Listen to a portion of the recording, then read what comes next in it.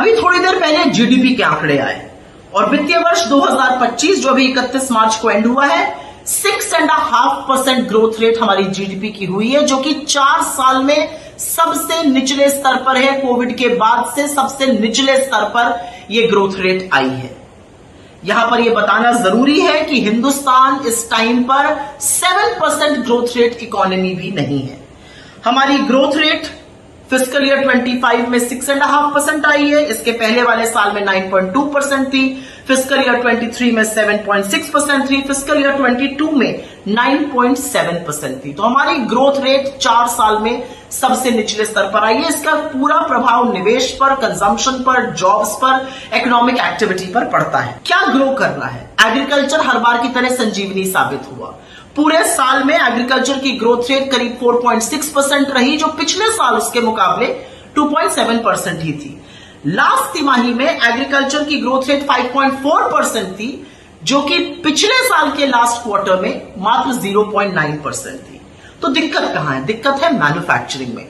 इतना PR stunt, इतनी सारी स्कीम, इतने सारे स्लोगन और उसके बाद भी हमारी फैक्ट्रीज में उत्पादन नहीं हो रहा है। फिस्कल ईयर 25 में मैन्युफैक्चरिंग की ग्रोथ गिरकर 4.5% पे आ गई, जो कि उसके पिछले साल के मुकाबले 12.3% थी।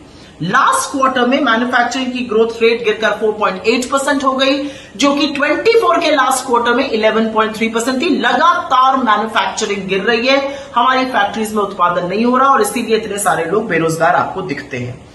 आपको एक बात बताई जाएगी कि Q4 में तो हमने क्या स्टनिंग ग्रोथ करी है, 7.4%। इस बात को सुनिएगा और फिर अब आगे की बात समझिएगा। Q4 में 7.4% ग्रोथ रेट थी, Q3 में 6.4 थी, Q2 में 5.4 थी और Q1 में 6.7 थी।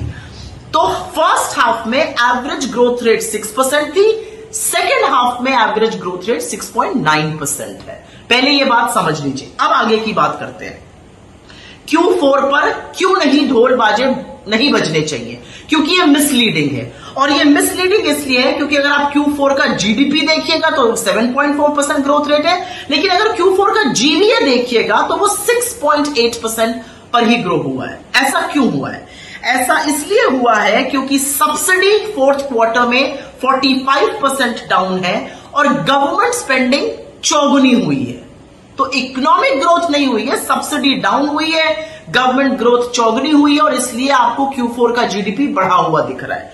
कुछ और आंकड़े समझ लीजिए। जो Q4 का नेट इनडायरेक्ट टैक्स ग्रोथ था वो 12.7% हुआ है, जबकि Q1, Q2 और Q3 का average net indirect tax growth मात्र 4% पर है। तो वहां से चौगुने से भी ज्यादा बढ़ोतरी हुई है।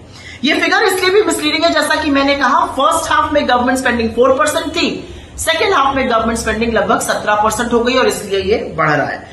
तो H1 की जीडीपी ग्रोथ और H2 की जीडीपी ग्रोथ में वेरिएशन इसलिए नहीं है क्योंकि एकदम से इकोनॉमिक एक्टिविटी हो रही है। वेरिएशन इसलिए है क्योंकि गवर्नमेंट स्पेंडिंग सेकेंड हाफ में ज्यादा हो रही है, सब्सिडीज फ्रंट लोड कर दी गई, सब्सिडीज पहले दे दी गई, गवर्नमेंट स्पेंडिंग बाद में की गई। लेकिन असलियत यह है कि इकोनॉमी अगर इतनी अच्छी ग्रो कर रही है तो उसका प्रभाव जमीन पर क्यों नहीं दिख रहा है?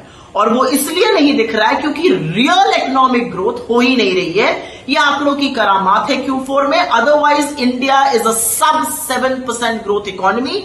और यहां पर एक बात और कह दूं, विकसित भारत की जो बात की जा रही है, अगर विकसित भारत हमें बनना है तो हमें अगले 22 सालों में लगातार 8.2% की जीडीपी ग्रोथ रेट चाहिए हर साल दर साल। और अगर वो नहीं हो सकता है तो 2047 तक हम विकसित भारत नहीं बनेंगे।